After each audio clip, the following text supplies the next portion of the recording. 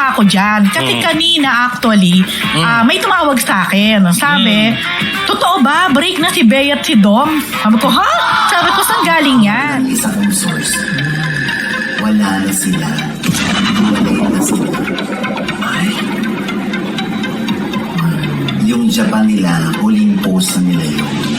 Wala na. Sa pinakahuling episode ng kanyang showbiz update vlog, ay nagkwento si OG Diaz tungkol kina Bea Alonzo at Dominic Roque. Nauna rito, kapwa pinag-uusapan sina Dominic at Bea matapos kumalat online ang chismis tungkol sa kanilang relasyon, matapos mapansin ng mga netizens na hindi nasuot ni Bea ang kanyang engagement ring, at hindi rin nagla-like and comment sa post ang isa't isa.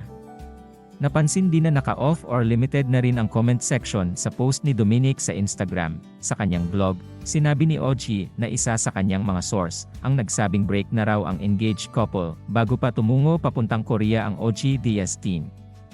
January 26 pumunta ng Korea sina OG, at January 20 naman ang interview ni Dom na sinabi niyang malapit na ang save the date para sa mga iimbitahin sa kasal nila ni Bea. Actually, dapat itong January magsa-save the date, so inayos na namin yung lahat nung dapat ayusin pa, itong January dapat ilatag lahat. Ang daming aasikasuhin from our families to our friends, mga bisita, our ninongs and ninangs. Pahayag ni Dominic noong nakaraang buwan, nabanggit rin ni Dom na iimbitahan si Catherine Bernardo, habang hindi naman imbitado si Daniel Padilla, dahil hindi pa rin sila nagkakaayos nito. Hindi na sila nagkakausap mula pa noong 2020, at hindi na rin umano sila nagkikita pa.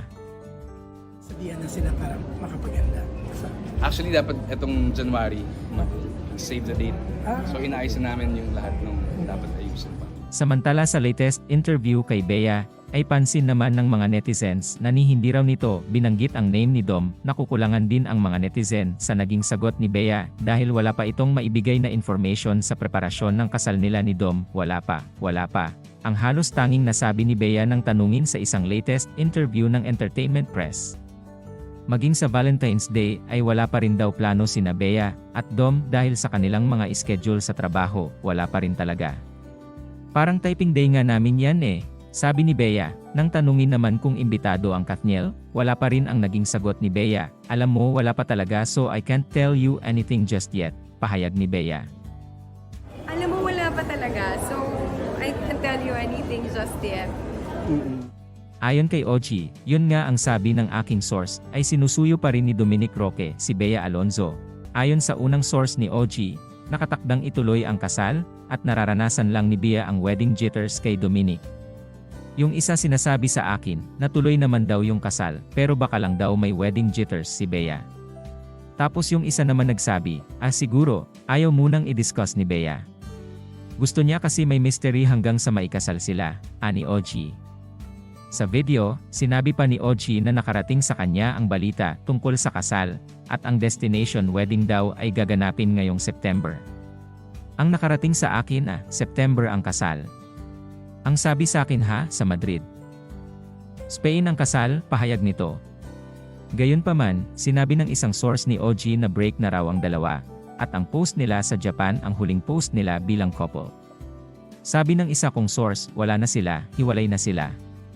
Yung Japan nila, huling post na nila yun. Wala na, kaya inaabala na lang ni Bea ang kanyang sarili.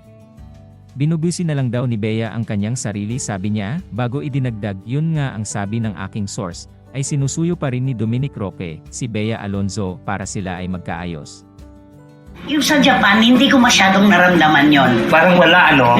Pero, nandun yung pinag-lock nila ang kanilang mga puso. Di ba gano'n naman yun? Lalagyan mo na ng kandado. Nagsabi pa nga si Bea, hindi ko pakikita yung date sa likod kasi ito yung wedding date namin. Samantala, ayon sa isang artikulo ni Abante Entertainment editor John Lalin, wala raw kasalang magaganap kina Bea Alonzo at Dominic Roque ngayong taong ito. Sinabi raw ito ni Bea sa isang taong mahalapit sa kanya. No wedding this year, ang sabi umano ni Bea ayon sa isang source na nakausap nila. Idinetalye nga raw ng source ni June ang mga dahilan kung bakit walang magaganap na kasal, ngunit hindi na lang nila sasabihin dahil pribado umano ito.